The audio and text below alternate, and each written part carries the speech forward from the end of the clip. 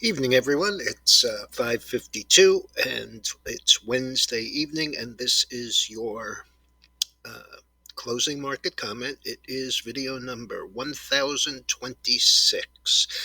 We did put out a comment today about the oil midday. That was 1,025, and that can be seen in the Discord room, in the behind the curtain room, in the Oz's watch list and videos room. Plenty of places to see it. And of course, it will be listed on the front page of tonight's Daily Note. I just want to make mention of the fact that tomorrow night there will be possibly a closing comment, but there will be no Daily Note. I have a grandfather thing tomorrow night with my granddaughter performing, and I will not be around. Okay, so the other day I used a comment that Dennis uses all the time. And I think I probably gave him credit for it. If I didn't, I'll give him credit for it again now. And that is, it doesn't matter until it matters. And today, it started to matter. And what I mean by that was that prices don't matter, PEs don't matter, companies that are pre-revenue and have $100 billion market caps don't matter right up until the time that they matter. What started it off today, I think, actually probably last night, was that all of a sudden we had companies that were putting out good numbers and having bad market action. And that followed through. If you recall, yesterday morning, Walmart and Home Depot came out. They both beat, and Home Depot went up $25, and Walmart went down several percent.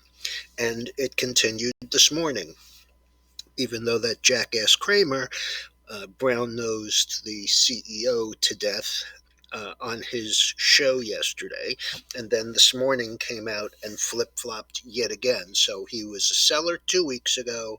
He was buy it at 148 when he was brown-nosing the CEO, and this morning at 142, 143, all of a sudden he hated it again.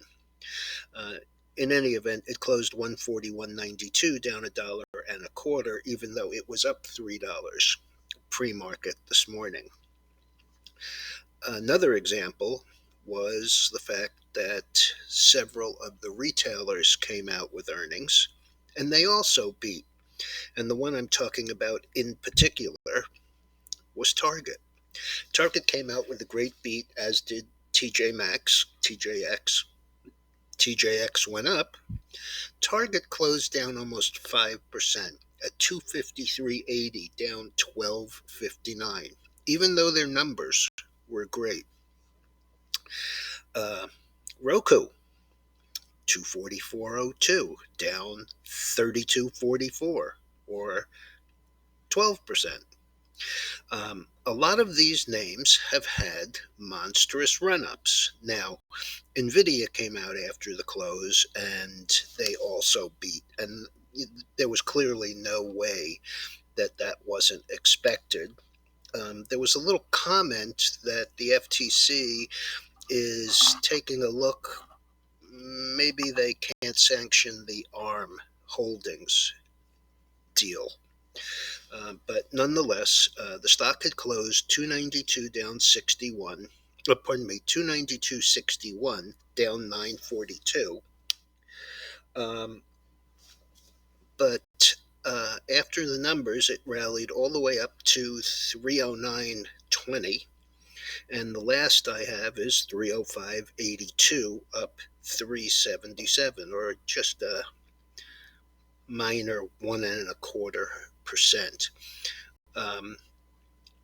The reason that it hasn't gone further, I would expect, is because on the day of the split back in July, 4-for-1 split, the stock was trading 180, and 4 weeks ago was trading 216. So when you look at that and you see a move from 180 to 309, that's 60%. Even the 4-week number from 216 to 309 is damn close to 50%. So a lot of these, you're beginning to see a little resistance to absurd pricing. When that bled over, it managed to hit Lucid pretty hard. Lucid was, let's see, yesterday, 1 second, LCID. Lucid this morning was higher. I mean, the stock has run in the last 10 or 12 days from 26 to today's high at 57. A company that at 57 was bigger than General Motors and is still bigger than Ford on the close right now. It's trading 50.88, down $4.72 or 8.5%. We also started to see the same kind of action in RIVN. I told you this morning, if RIVN broke 153.78, which was yesterday's low, that it would be lower. And lo and behold, selling begot selling, and the stock is 141.07, down 30. So, as I said, as Dennis said, it doesn't matter until it matters, but boy, it is beginning to matter now. We had the Dow down 211, which was 0.6%, and the NASDAQ down 52.28, which was only 1/3%. But both of them had volume that was 2-to-1 to the downside. S&P down 12.23, just 1/4%. The Russell down 28, 1.17%, and the big loser, the Dow Jones Transports, down 241.40 or 1.44%. The VIX was 1711, up 74, so still rather complacent. Even in the face of this, it was up 4.5%. And then we come to the futures. Oil, 78.36, down 240, was a little bit lower, cracked the 50-day moving average for the first time in quite a while. Last time it cracked it to the downside was way back in early August. I'm not sure whether it holds or not, but there's been plenty of news out about strategic petroleum reserves. I covered all this in that midday video, so you'll have to go there to hear all of it. But I still think that we could get down into the 76, 77 area. The gold turned on a dime again, same way as it did from the upside yesterday. It did that from closing on excuse me, pretty much mid-range. We went back down. Yesterday's low was 1851. Today's low, 1851.10. Except that we closed on the high, and I believe, I'm going to give you a little better look here. That looks like 1868 and a half, 1870. So that is the highest close in this recovery, and it also makes this continue to look like a running correction. And if we can break the high here at 1879, we would have probably a pretty substantial move up into, well, I'm going to say 1896 to 1900 is still an awful lot of resistance. We had Bitcoin up 7.55. We had the dollar down 0.8. And we also had the bonds up just under a half a point. So that's where we are. Again, as I said, doesn't matter till it matters, and then it matters everywhere. All of these EV stocks and all of the EV charging stocks, they all took it on the chin a bit today. And one that I mentioned to you yesterday and told you very specifically, find a space for it on your watch list, the quantum computing stock, IONQ. Yesterday it closed 26.38, up 33%, and today it continued up.